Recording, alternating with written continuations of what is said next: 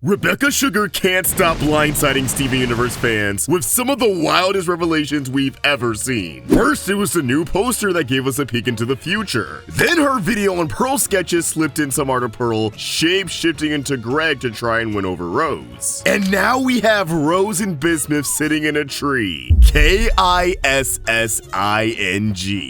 They're locking lips. They're smooching. These sketches are leading people to the conclusion that Rose and Bismuth were an item, which is obviously a pretty crazy piece of information since Rose put her in a bubble and acted like she was shattered for thousands of years. This not only recontextualizes Rose and Bismuth's relationship, but it also gives us new context to Bismuth's relationship with Pearl. It emphasizes how much of Rose's life was a tragedy, falling in love with someone who unknowingly wants her dead, while also fleshing out the complex dynamics within the crystal gems. Now, you may be thinking, is it really that complex? Or did they all just want each other? And to that I have to say, you may be onto something, but just let me cook. Real quick, this video is brought to you by our Patreon, where for just $1 you can get sneak peeks to videos and a glimpse into projects we want to produce with your support. Supporting our Patreon also helps me afford cool art for videos, like this piece done by the wonderful Art with Coda, so consider checking it out. And if you're in the market for some Steven Universe inspired merch, check out some of our designs over at Toondrip. We got some great stuff you won't find in stores. Thanks for tuning in, y'all. Now let's talk about Rose and Bismuth.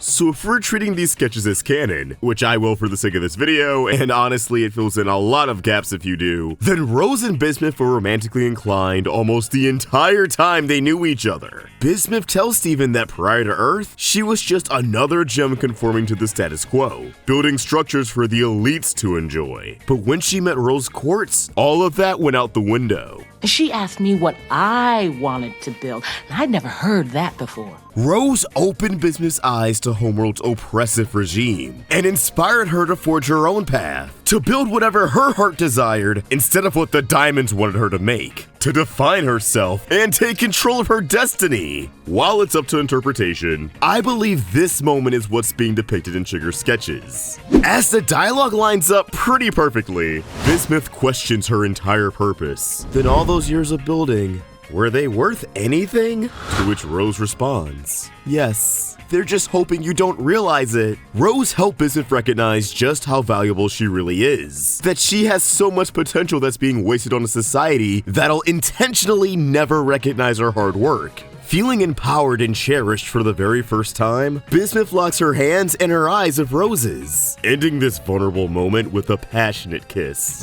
The two quickly became heavily infatuated with one another, and it's easy to see why. In Bismuth's eyes, Rose liberated her from a bitter, unfulfilling life as someone else's pawn. But like with all the crystal gems, I think this caused Bismuth to feel indebted to her. And if you watched my pink diamond analysis, then you know that only added to the profound sadness buried deep within Rose, trying so hard to break free from her identity as Pink Diamond, yet remaining in the trap of having gems worship her no matter what, with her praise for other gems getting drowned out in the process. It never clicked with the crystal gems that she was worshiping all of them in the same fashion. But what made things all the more intense with Bismuth was that she loved Rose because she believed Rose was just another court soldier made on Earth, emerging from the dirt just like everyone else. She was really moved by the idea of Rose being a common gem who decided to be different. That very notion changed the trajectory of her life. And make no mistake, Bismuth loved Rose deeply. She literally built a statue in her honor, dedicating her life to her. Routine reminder to play the light games, they're canon! As for why Rose loved Bismuth, while I think she was drawn to Bismuth's passionate nature and her knack for uplifting others, recognizing her as someone who can love just as hard as she does, I think what really sealed the deal was Bismuth's talent for crafting. Pink was initially fascinated with having her own colony because she believed that they were creating life from nothing. But of course, she quickly realized that the opposite was true. They were taking life and leaving nothing behind. Bismuth, however, she may not be creating life from nothing, but she did turn dirt into metal and then forged it into a sword in under a minute. She's kinda giving Jesus a run for his money. That ability to make something out of nothing, no harm to the planet required, had to be attractive to Rose. Not to mention, Bismuth connects with people through her talent. As we saw in her debut episode, not only does she compliment Amethyst on her whip, unaware that this was the compliment Amethyst needed to hear at the moment, moment, but the upgrades she makes for gems are very thoughtful to both their weapons and their personality. Won't go into too much detail about that because Bismuth is definitely on the list of characters I'm itching to make a big old deep dive on, but it's easy to see why Rose would have a thing for her. They both excel at revering other gems while also using their powers to help them. They're both strong and courageous, which makes me envision them as a power couple on the battlefield. It was a match made in gem heaven. But of course, their relationship was built on a foundation of a pretty big lie, dooming it from the start.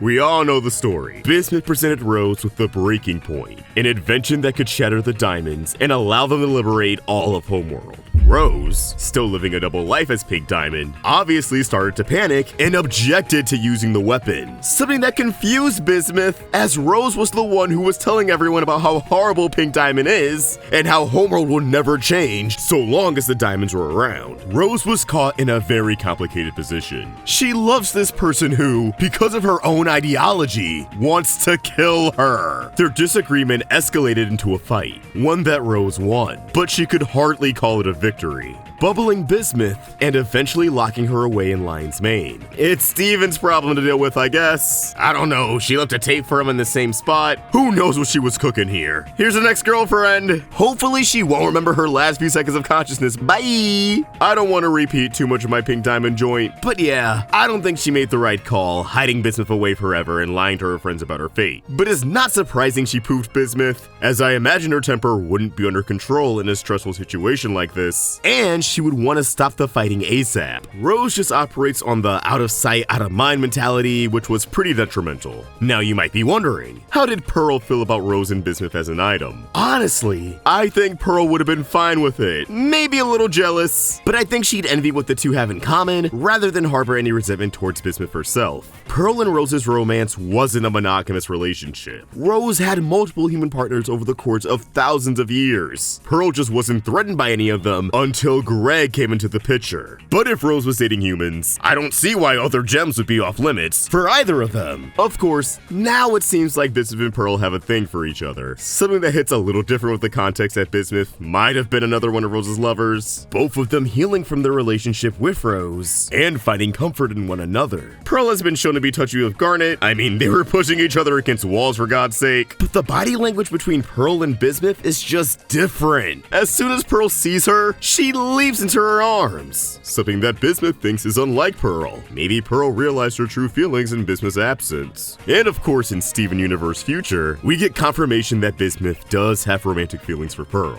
which Pearl seems oblivious to, but honestly, I wouldn't be surprised if a lot of fusion was in their future, like with Rainbow Quartz. That's really all I have for this video, but as always, these are just my thoughts and I'd love to hear yours. How do you feel about the idea of a Bismuth and Rose romance? Who do you think is a better match for Rose? Who do you think is a better match for Bismuth or Pearl? Drop your takes in the comments down below and keep the conversation going over on Twitter and Instagram at AwestruckVox and at Roundtable Vids. Shout out to Art Ricotta for another great thumbnail. Check out Toonjer for some dope cartoon merch, and if you enjoyed this video, please remember to like and subscribe to the Roundtable for more great cartoon content. Thanks for watching, and I hope you have an awesome day. AwestruckVox, signing out.